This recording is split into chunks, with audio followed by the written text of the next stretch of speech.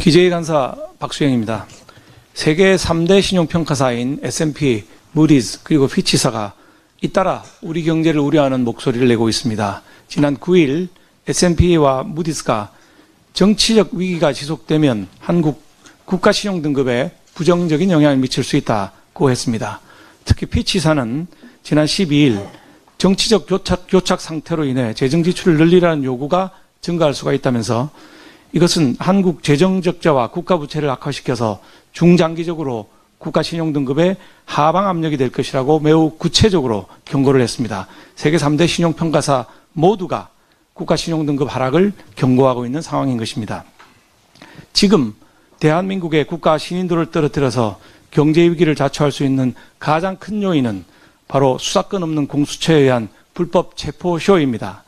현직 대통령이 불법적으로 체포되는 장면이 전 세계에 생중계된다면 대한민국은 법치와 인권이 실종된 남미 또는 아프리카의 후진국으로 비춰질 것이고 그에 상응한 국가신용등급을 받게 될 것입니다. 국가신용등급이 하락하면 정부와 기업의 외환 조달 비용과 이자가 늘어서 국가 경제는 돌이킬 수 없는 수렁에 빠집니다. 최상목 권한대행은 현재 국가원수이자 경제부총리 권한대행입니다. 이 불행한 사태를 막을 책임과 권한이 있습니다. 지금처럼 체포의 폭력적 수단은 없어야 한다. 기관 간 충돌 방지를 위해 상호 충분히 협의하라와 같은 원론적 말씀으로 이 난국을 돌파할 수가 없습니다.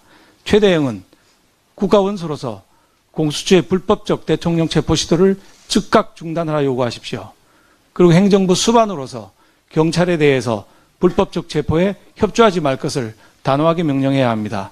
수사권한도 없는 공수처의 불법적 지휘 아래 수도권 4개 경찰청 광역수사단 1000명이 동원돼서 현직 대통령을 체포한다면 이는 대한민국 헌정사의 큰 오점으로 기록될 것이며 이를 좌시한 최 대행은 역사의 죄인이 될 수 있습니다. 무엇보다 최상목 대행은 자타가 공인하는 경제 전문가입니다.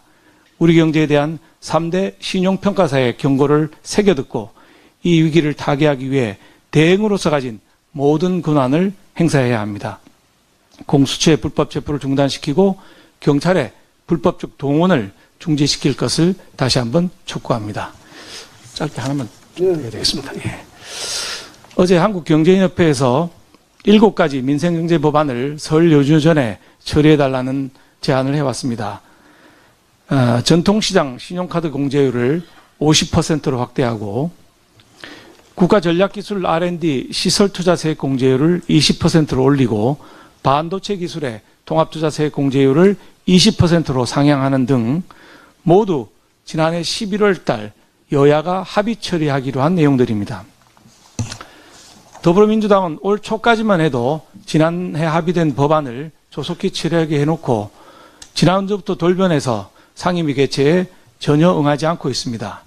기존에 합의된 새 법안을 이재명의 대선 공약으로 활용하기 위한 것인지 지역 화폐 추경을 받아내기 위해서 급박하는 것인지 알 수 없지만 더불어민주당의 정치적 스케줄만 쫓다가는 우리 경제도 민생도 더욱 어려워질 것은 자명합니다.